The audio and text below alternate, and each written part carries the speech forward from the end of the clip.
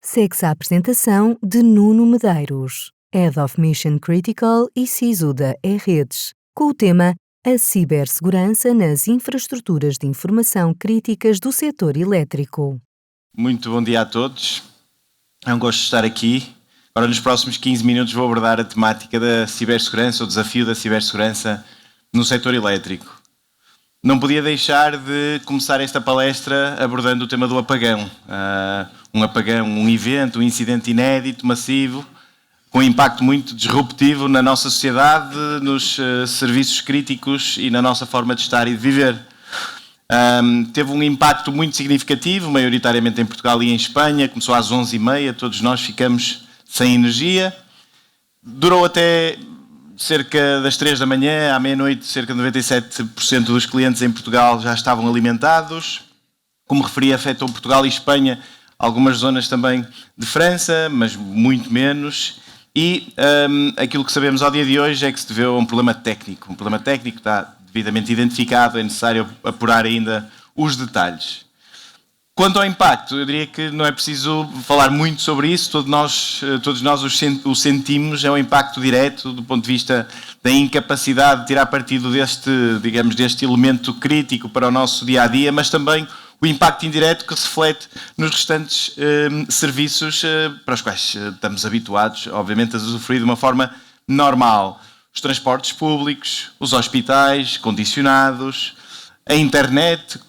Estávamos muito condicionados também na utilização da internet e dos serviços digitais.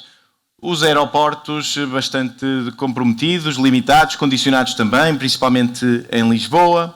E depois o fornecimento de combustível, o fornecimento de bens alimentares também muito condicionado, com as habituais corridas aos supermercados para comprar aqueles produtos que são essenciais no primeiro momento e durante um mês, mas que depois se vêm a mostrar menos relevantes. Mas eu não vim aqui para falar do apagão.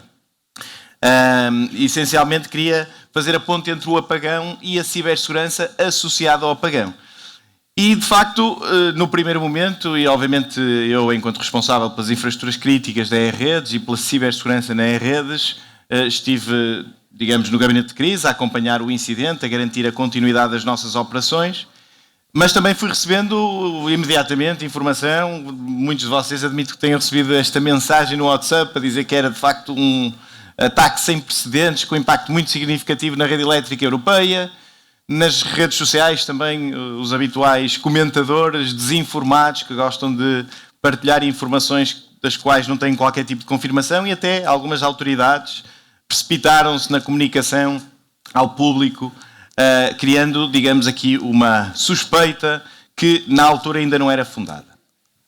Depois também temos a dimensão da atribuição da responsabilidade. Muito rapidamente vemos atores maliciosos a assumir a responsabilidade perante este incidente, que terá sido um ciberataque e que terá sido provocado por um ou outro grupo de atacantes. Obviamente, considerando o impacto muito representativo que se verificou, faz todo sentido que alguns destes atores queiram assumir esta enorme responsabilidade e o mérito de uma ação tão concertada e tão complexa, como vemos aqui. E depois também temos aqueles que querem surfar a onda. Temos aqui uma campanha de phishing que ficou conhecida, essencialmente dirigida à TAP ou a clientes da TAP, falando de reembolsos, porque houve muitos voos que foram cancelados e, de facto, verificou-se uma campanha concertada no sentido de comprometer muitos dos clientes da TAP que tiveram a sua deslocação condicionada, um acesso a novos domínios relacionados quer com o apagão, quer com as entidades do setor energético, naturalmente para produzir campanhas de phishing. E depois também tivemos ataques de negação de serviço dirigidos ao governo, não tanto numa perspectiva de fraude, mas sim de ganhar alguma notoriedade no contexto deste incidente.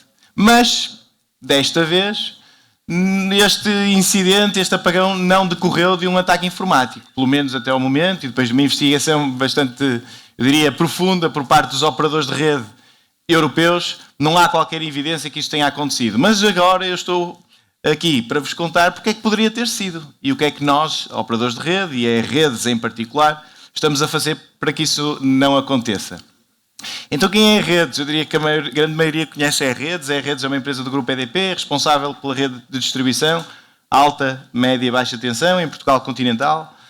temos uma infraestrutura muito vasta, distribuída por todo o país, e a responsabilidade de receber energia do operador de transporte e da geração que nos entrega diretamente a energia produzida para todos os nossos clientes empresariais e particulares. Portanto, garantidamente, todos vocês são nossos clientes, no sentido em que somos nós que entregamos a energia em vossa casa. E, de facto, temos uma pegada muito significativa, 220 mil quilómetros de linha, 430 subestações, portanto, é a infraestrutura mais significativa, mais expressiva em Portugal e, na verdade, é a maior infraestrutura em todo o mundo, é, de facto, a rede elétrica. E a nossa atividade é, de facto, muito importante também para a sociedade, no sentido em que fornecemos o tal serviço crítico. E a sociedade está muito dependente de serviços críticos. A eletricidade é apenas um deles, não é? Temos as águas, o transporte, a alimentação, a saúde, e tudo isso, de alguma forma, ficou em risco, não é? Levantou a preocupação no contexto do incidente, o que é que estava a acontecer e de que forma se iria refletir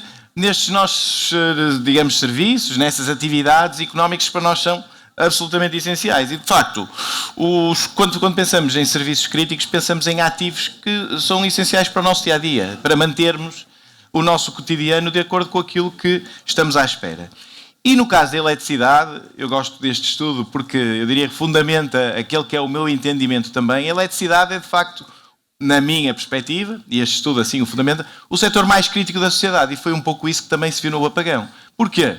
Porque há um impacto direto de uma falha, de uma disrupção deste serviço, mas como podemos ver aqui, há um impacto indireto por via dos outros setores críticos da sociedade. Aliás, ainda outro dia falava com o Centro Nacional de Cibersegurança, que me dava nota que muitos destes serviços de facto foram condicionados, também do ponto de vista tecnológico, por via da falha do fornecimento de energia elétrica. E isto leva-nos a pensar que a eletricidade e a infraestrutura elétrica pode também ser um alvo muito interessante para quem quiser comprometer, condicionar o nosso país. Porquê é que isto é uma realidade? E é a realidade que nós estamos a viver, eu diria, os operadores de rede de distribuição, mas eu diria qualquer operador de rede elétrica na Europa. Porque estamos a atravessar um processo muito transformador de transição energética, onde há um aumento muito significativo da eletrificação de todos nós. A transição energética passa pela eletrificação da grande maioria dos setores da sociedade, como acontece, por exemplo, no transporte. Mas a rede elétrica, que foi desenhada lá atrás, não estava preparada para isso, nem estava preparada para a geração distribuída, a quantidade de recursos distribuídos que temos que integrar, os veículos elétricos, altamente, digamos, imprevisíveis no comportamento dos utilizadores. Portanto, há aqui uma série de variáveis que trazem grande imprevisibilidade para aquela que é a nossa atividade e que, de facto, não faziam parte da equação inicial. E, portanto, estamos a fazer uma transformação muito grande, muito alicerçada na tecnologia, muito alicerçada no digital. E aqui é apenas uma nota de algumas das frentes de transformação digital que nós estamos a atravessar. A implementação das redes inteligentes, a implementação de uma infraestrutura de medição distribuída, amplamente distribuída e ubíqua em todos os nossos clientes, uma infraestrutura comunicante, a integração das energias renováveis, como dizia, os veículos elétricos, tudo isto é tecnologia, e a integração destes fatores, destas variáveis, naquela que é a gestão da rede elétrica, implica tecnologia, mais infraestrutura. O que é ótimo. Eu diria que nós só temos conseguido dar resposta a este desafio porque temos uma capacidade de transformar rapidamente os nossos processos alicerçada em tecnologia. O grande problema é que todos nós que aqui estamos, que conhecemos, digamos, somos tecnólogos, trabalhamos neste setor, nesta área, sabemos que introduzir tecnologia também traz riscos. Obviamente traz imensos benefícios, mas, em primeira instância, acrescenta a complexidade da gestão de um ecossistema tecnológico. E com a complexidade temos, obviamente, imprevisibilidade, heterogeneidade, um número superior de pessoas a interagir com este ambiente. Portanto, há um conjunto de desafios do ponto de vista da gestão deste ecossistema que também estamos a atravessar. E isso reflete-se num risco associado à avançação tecnológica que temos que ter em consideração.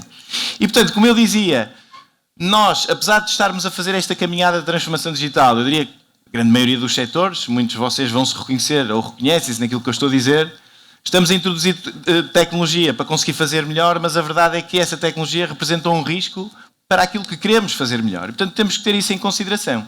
E, portanto, chegamos a um momento em que a tecnologia pode estar, de facto, na origem dos blackouts do futuro. E isto não é ficção científica, não aconteceu no dia 28 de abril, mas já aconteceu no passado. Portanto, quer em 2015, quer em 2016, na Ucrânia, São ataques que estão associados à Rússia, apesar de não haver confirmação nestes casos, mas eu diria que há indícios muito fortes de que foram ataques concertados da Rússia.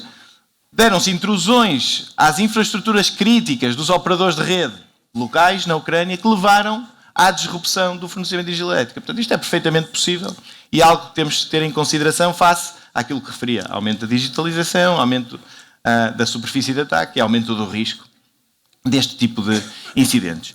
E isto, digamos, esta realidade já ocorreu e eu diria que agora está reforçada. E é preciso ter em consideração sempre o panorama da ameaça. E o panorama da ameaça também tem mudado de forma muito significativa. Portanto, vivemos um conflito geopolítico e esse conflito geopolítico tem dois lados. E esses dois lados não são apenas os que estão diretamente envolvidos no conflito. Nós temos uma posição tomada em relação ao conflito e sabemos que este conflito se joga no mundo real, mas também no tabuleiro digital. Isso já acontecia, aliás, antes do conflito entre a Rússia e a Ucrânia.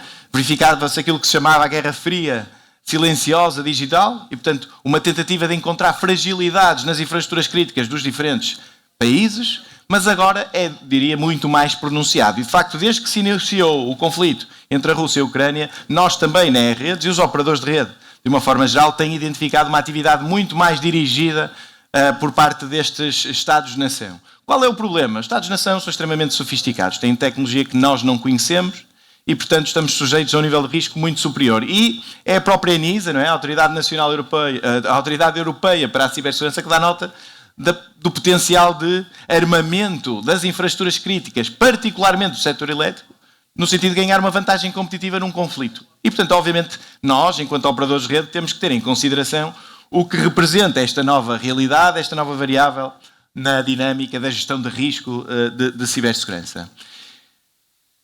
Existem vários setores com infraestruturas críticas, vários tipos de infraestruturas críticas, e este slide é apenas para reforçar que, obviamente, estou-me a focar no setor elétrico, mas temos um conjunto de ataques dirigidos a outras infraestruturas críticas já confirmados e que nos levam, efetivamente, a recear que isto possa acontecer no futuro.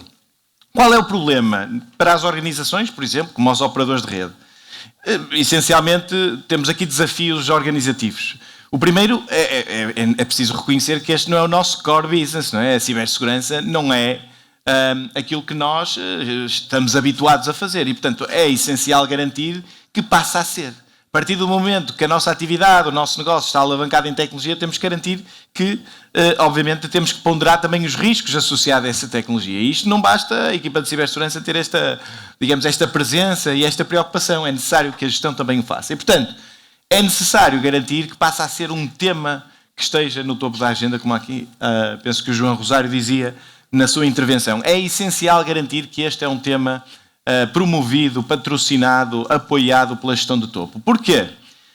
Gosto também de dar nota dessa evidência. Quando houve o ataque informático à TAP, quando houve um ataque informático à Vodafone, a verdade é que quem esteve perante as câmaras, quem assumiu a responsabilidade, quem pediu desculpa aos clientes, foi o CEO. Portanto, convém que a responsabilidade não seja assumida apenas no momento em que as coisas correm mal. A ideia é evitar que as coisas corram mal, ter um papel ativo nesse processo, para evitar que depois, mais tarde, tenham que assumir uma responsabilidade bem mais difícil de digerir.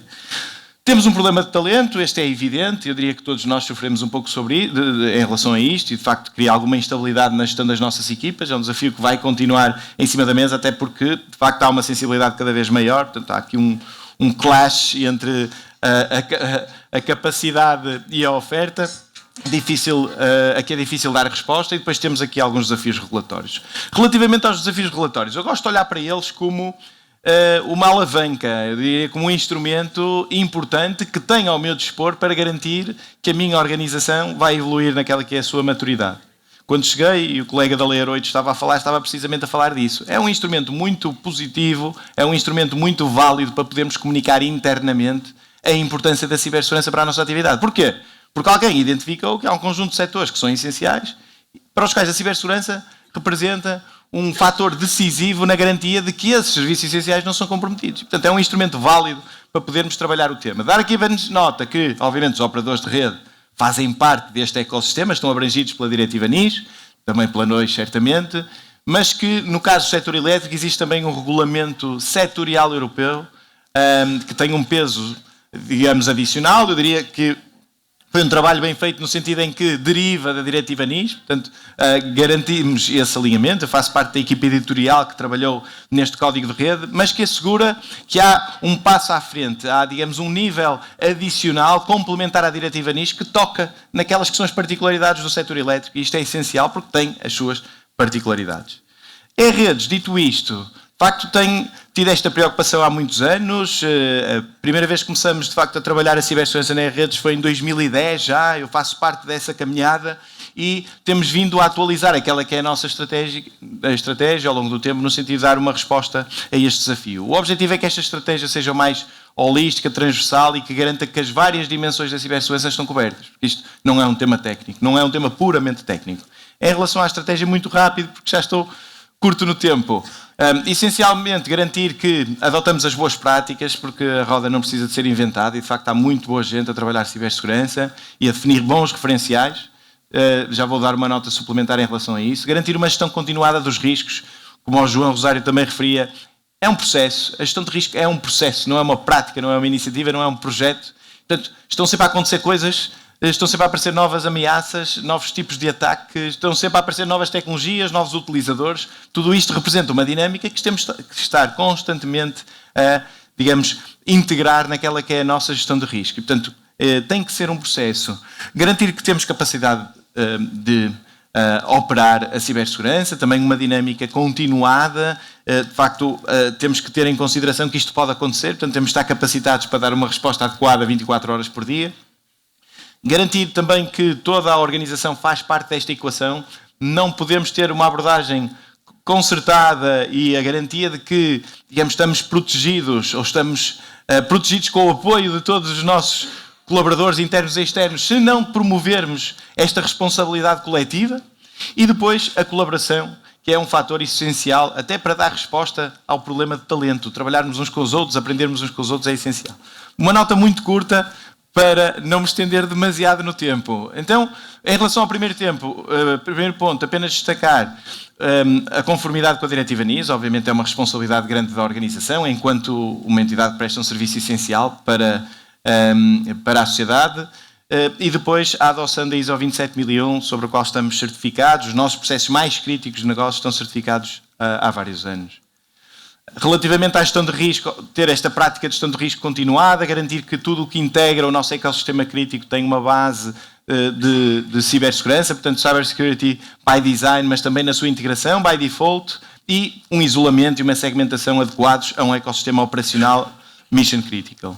Relativamente às operações, de facto, temos um SOC que opera 24 horas por dia, on-prem, temos uma equipa totalmente integrada que olha para este ecossistema crítico no sentido de identificar eventuais ocorrências e responder de forma concertada, e aqui o concertado é com o Grupo EDP, com o Centro Nacional de Cibersegurança, e temos um plano de atuação ao qual chamamos Paris, que lhe dá algum reconhecimento na organização, torna mais fácil o entendimento relativamente a este plano que executamos e exercitamos continuamente, no sentido de garantir que, se alguma coisa acontecer, se o apagão ocorresse devido a um ataque informático, nós estávamos preparados. Temos um plano de formação muito estruturado que aborda todos os níveis da organização, desde a gestão de topo até todos os colaboradores internos e externos. Temos um Cyber Range onde podemos, de forma continuada e em sala, simular ataques informáticos e perceber de que forma os nossos colaboradores atuariam e ensiná-los, de facto, capacitá-los também a fazerem esse bom trabalho. Agora, no meu último slide, apenas dar nota...